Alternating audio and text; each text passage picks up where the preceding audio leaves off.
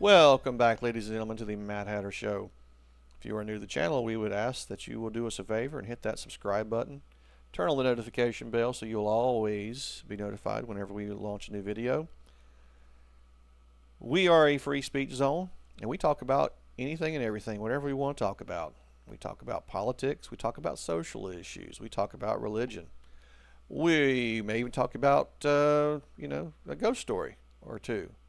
So just sit back, grab yourself whatever you enjoy relaxing with, whatever drink of your choice. For me, it's a glass of Pepsi right now. Not sponsored by them in any way. Just having me a little Pepsi. So, what's going on? What's going on your way? I can tell you what's going on my way. I am anxiously awaiting the election results, just like you are. And that's why you turned in, right? That's why you tuned in. That's why you're listening. So, let's get right into it. Electoral College Battlegrounds. Currently, the average sits for the RCP at 48.5 to 47.7. Trump enjoys a marginal lead, 0.8 of a point over Miss Harris. Of course, there will be a few states who will ultimately decide this.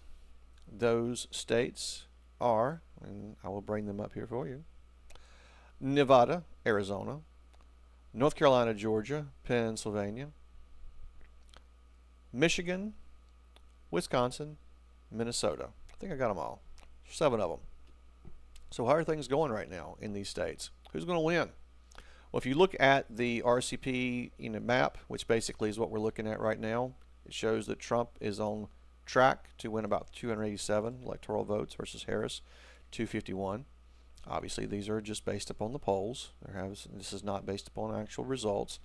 We will be getting results soon, however, and we will begin to know who will be the next president of the United States of America.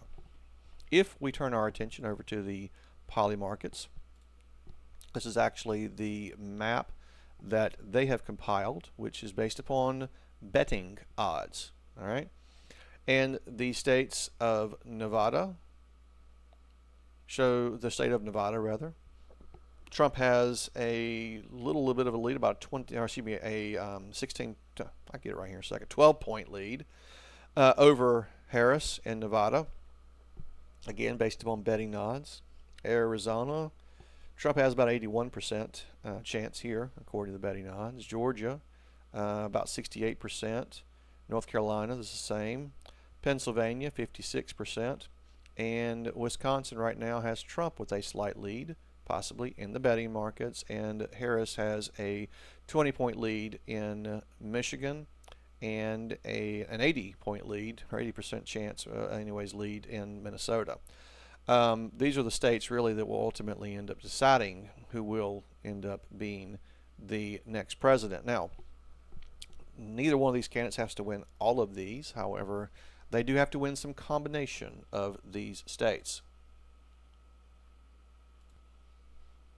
If we were to look at the Electoral College map based upon the RCP forecast, if you will, for safe versus leaning and tilt states, you can get an idea here that all of the states that are shaded in red right now are predominantly, for the most part, I would say safe onto the GOP side.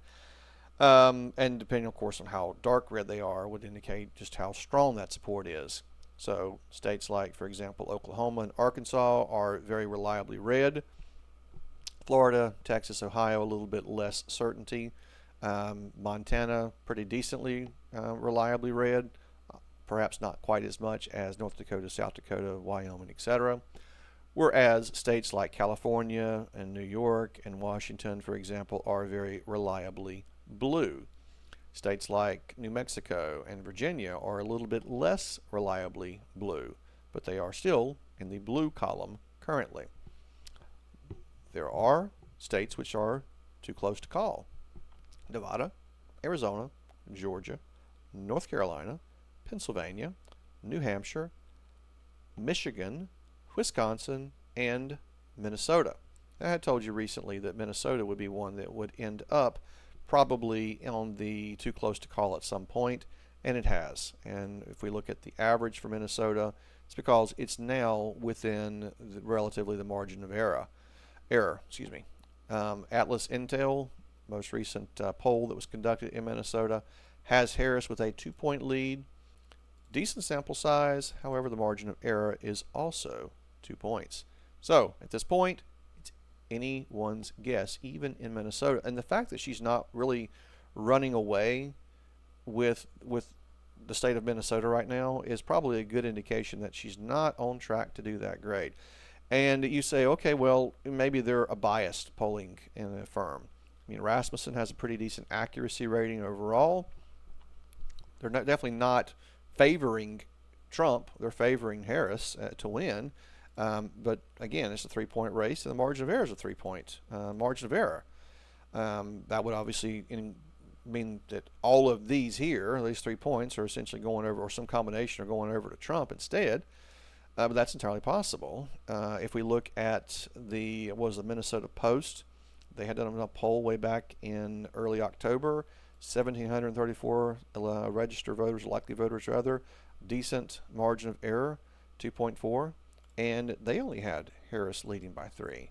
So it looks like the outlier would be this KSTP survey back on October the 28th, thereabout, 728 likely voters, 4-point margin of error, showing Harris leading by 8. So this one would actually be more the outlier, whereas these other 3 polls would basically be the more averaged or likely representation of where that race actually is. So it's interesting that the vice presidential pick for the, of course, the Harris-Walz ticket, who's the governor for the state of Minnesota, isn't actually providing more lift to Harris in that state. And the fact it's not may not bode very well for Kamala Harris tonight. Meanwhile, we have tightening occurring in other places. For example, New Hampshire, which now has fallen below that 5 percentage points margin, if you will, to indicate that it is no longer basically a safe, which is why it's in toss-up. But Virginia has become competitive with 2 out of 4 polls all having it within a 5-point race. So we have the Rasmussen with a 2-point race and Atlas Intel at a 5-point race.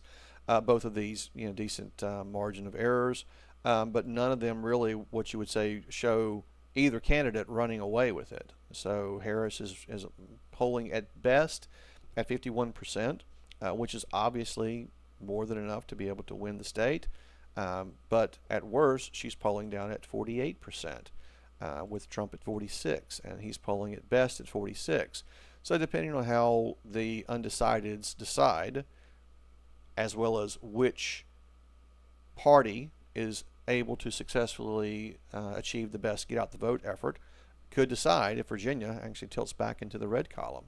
It's entirely possible.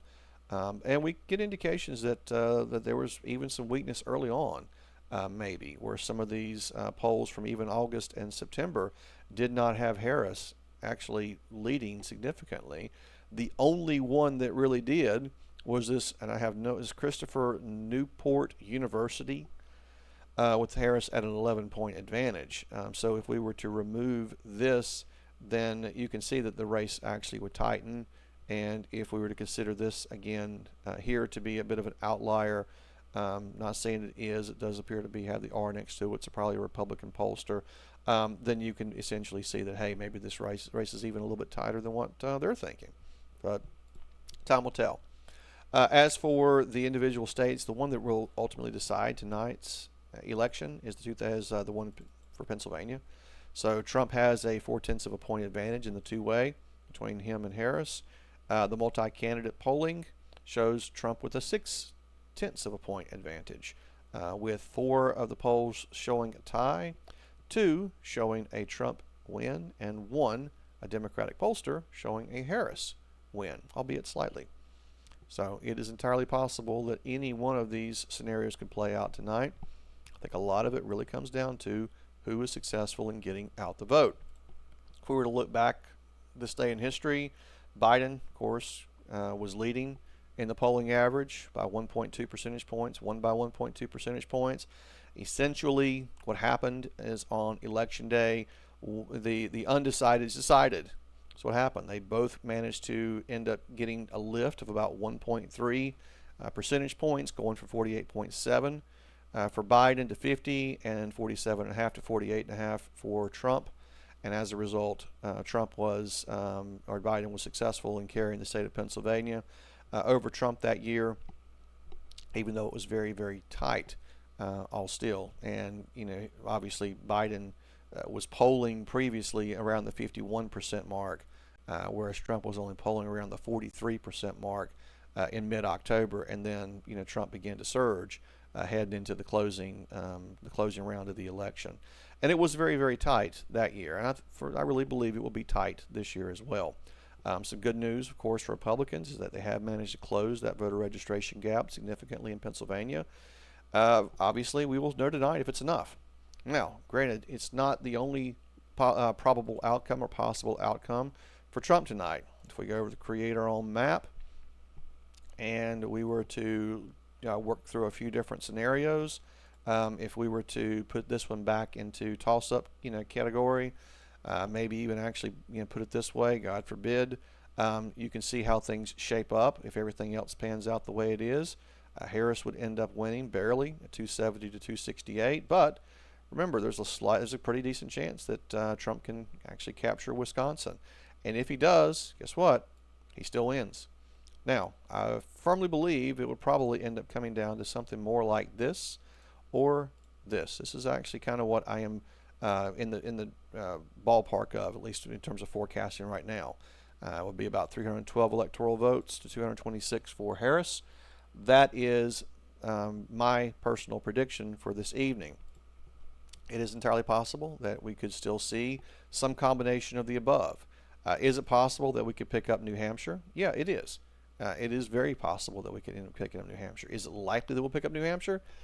I would say that if I were a betting person, I wouldn't put a whole lot of money on it. I just have to be really, really honest with you on that.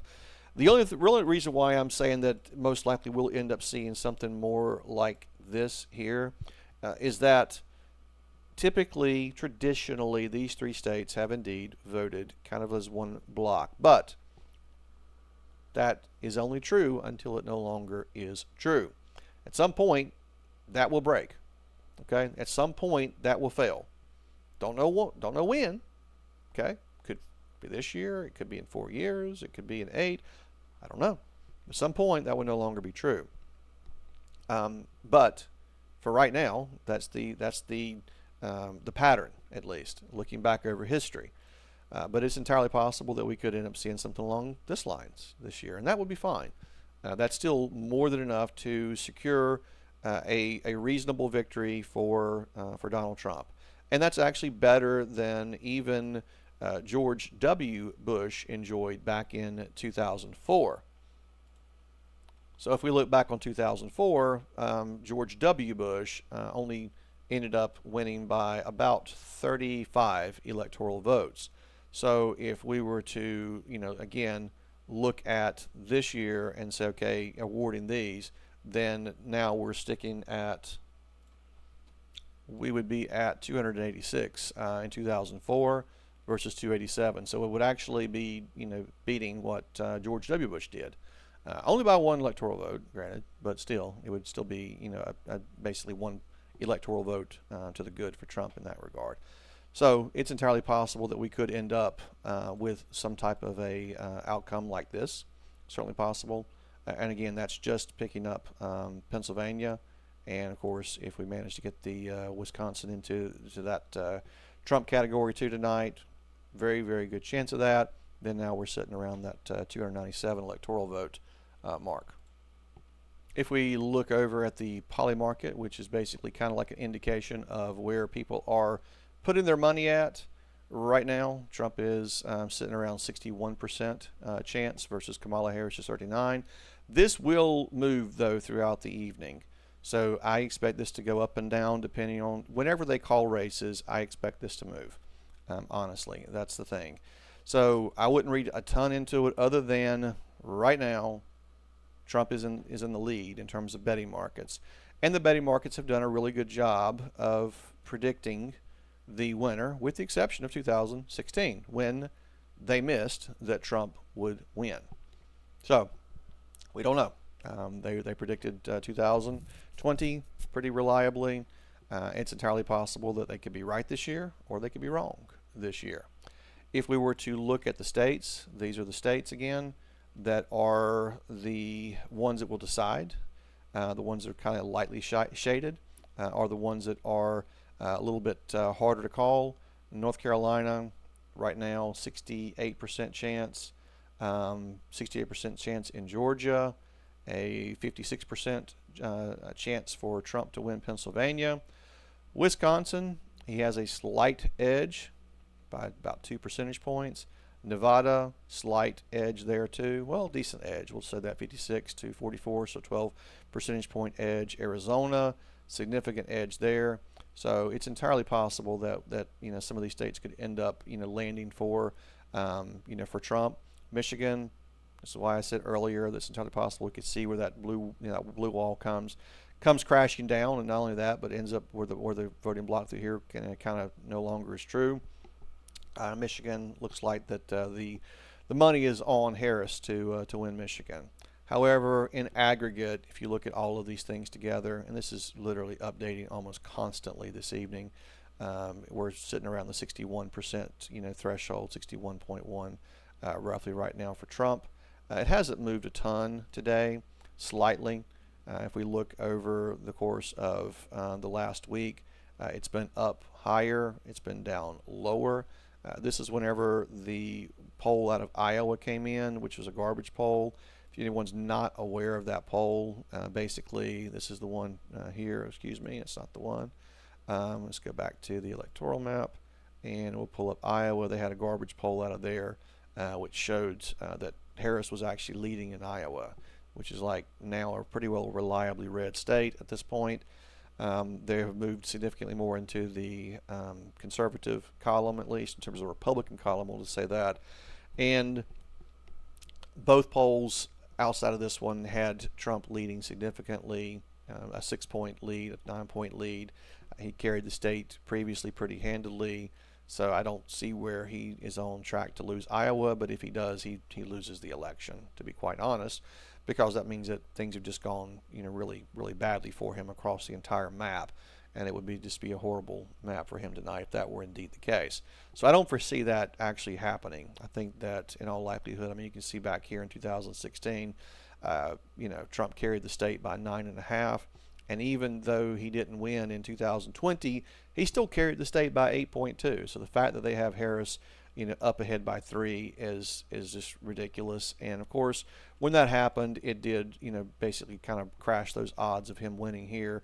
Since then, people have had time to really kind of ingest that and say, you know what, maybe that poll's not too great, or too accurate anyways, and it doesn't really change things over in other parts of the country. So there was an interesting article I found out of Newsweek. This actually came out about a week ago, October 30th, and it was just updated to just recently anyways on the 3rd. Donald Trump now set for a landslide, and this is a forecaster who previously had been backing Kamala Harris. This is all based on the poly market, or I should say anyways, based on not just on poly market, but on all of the betting averages. And he was, or has anyways, predicted previously that Harris would have won by like 400 electoral votes based upon the trajectory at that point in time. However, he is now predicting that Donald Trump could end up winning 345 electoral votes. I don't see that happening. It would look something like this if it did. That is a lot of red and a little bit of blue, and that is a possibility, granted, but I do not see it happening. It would be, to me, it's just too good to be true. Again, it prioritizes betting odds over polling data. The interesting thing here, though, is that polling, or I should say that the betting odds are based on the polling data and all of the other things that really go into what somebody thinks is going to end up happening. So they're heavily influenced by the polling data. So the polling data doesn't look good, then the betting odds are not going to look good. So the reality is that they really are, kind of based on one another. At least the betting odds, anyways, are based upon the polls. Now, it doesn't go the other way around, obviously. But as far as betting odds goes, the polls are going to direct those up or down. Not necessarily in terms of how much of a swing, but certainly a swing. However, the data and fundamentals are predicting different results. Miller wrote on the website. This is basically around. This is around the same poll here, or excuse me, around the same person's model, and it's basically highlighting how there's some divergence in between some of these different methodologies. Another one here is actually another forecaster. His name is Alec Lichtman. He has a different way of gauging who will win the White House. He calls it the keys of the White House. And it is based upon other things, such as long-term trends, whether or not there are other problems going on, who is the incumbent, all those types of things. And he's thinking that Harris is going to end up winning significantly, is what he's thinking. And that's, I don't believe, I mean, it is entirely possible. I mean, that she still could. That's not outside the realm of possibility by any means. I'm just basically basing my projections on all of the data as it comes in right now. But this model that Lichtman has, I've looked into it, and there is a lot of subjectivity that is built into the methodology. So he has to make decisions based upon the conditions that he has laid out for each of these, and within each of those respective keys, again, is room for subjective interpretation.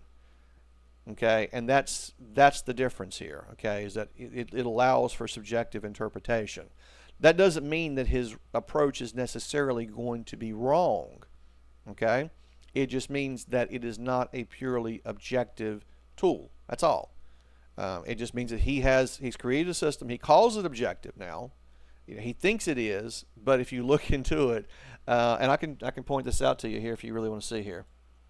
Okay, so here are, and I went over to Wikipedia here. These are the keys that he has created. Number one is a party mandate, and that is basically tied to the midterm elections.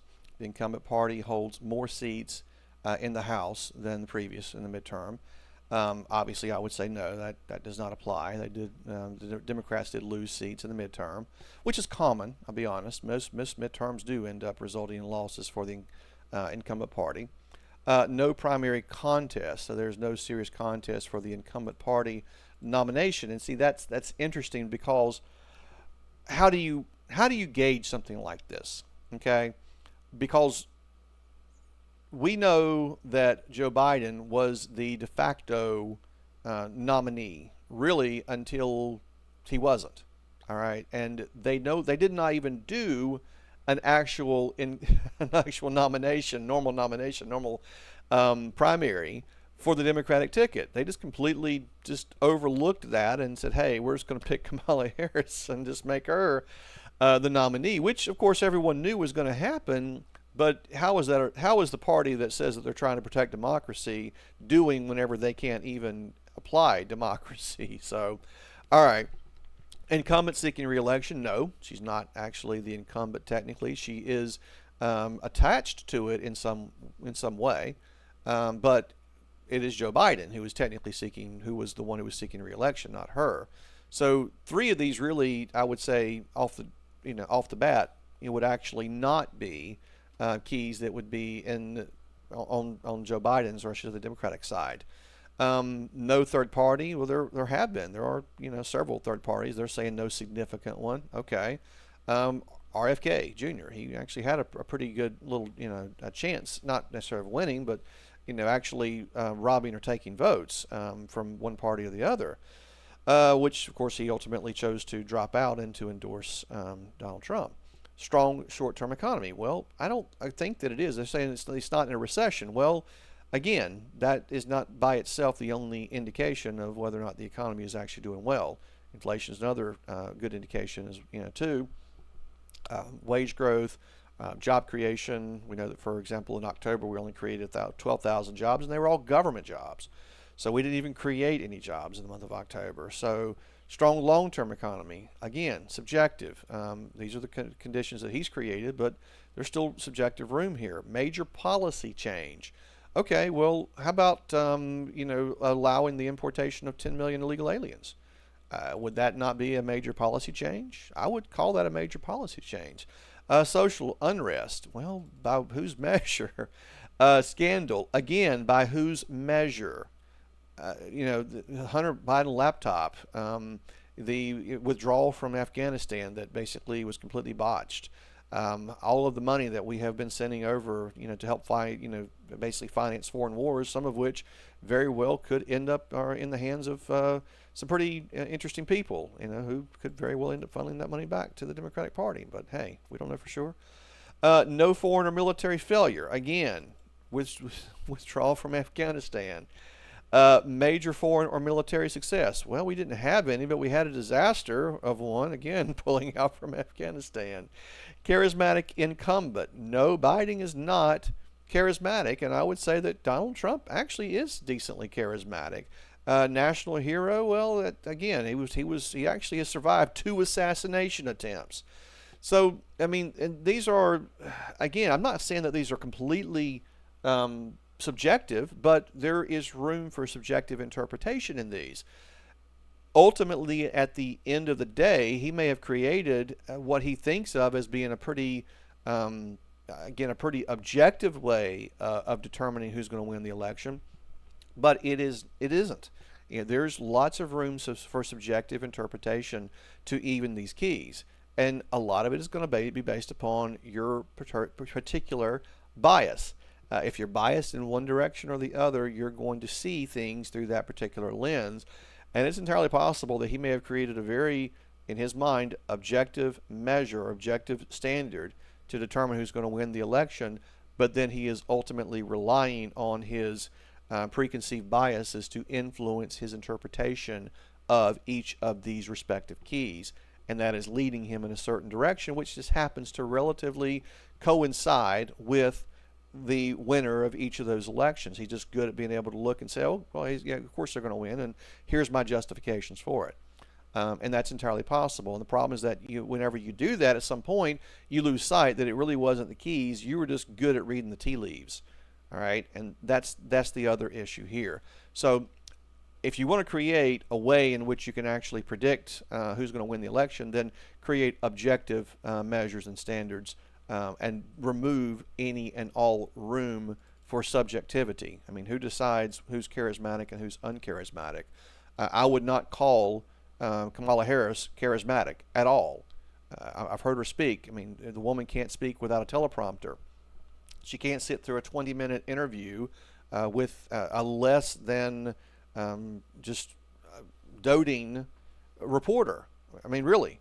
It's ridiculous. She turned down a Joe Rogan Experience interview because she only wanted to do an hour and wanted him to fly to her.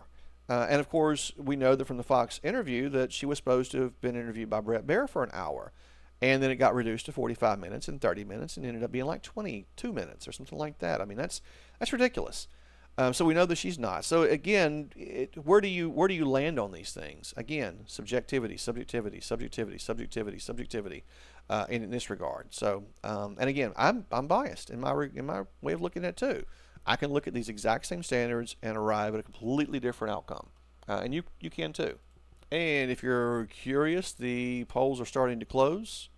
First results are starting to come in as polls are closing in parts of 2 states. Voting is scheduled to end in Georgia within the hour. Now, they did have I think a couple precincts down there they had to extend some voting in due to some technical glitches. The same up in Pennsylvania as well, so they'll continue, of course, to do that for a little while. But as of right now, there are polls scheduled to close very, very soon, and we are going to begin getting our reports very shortly. And hopefully we'll know tonight before we go to bed who is on track to be the next president of the United States. So, of course, this is my last broadcast. I'm going to be doing this before the election, or I should say before the polls close anyways.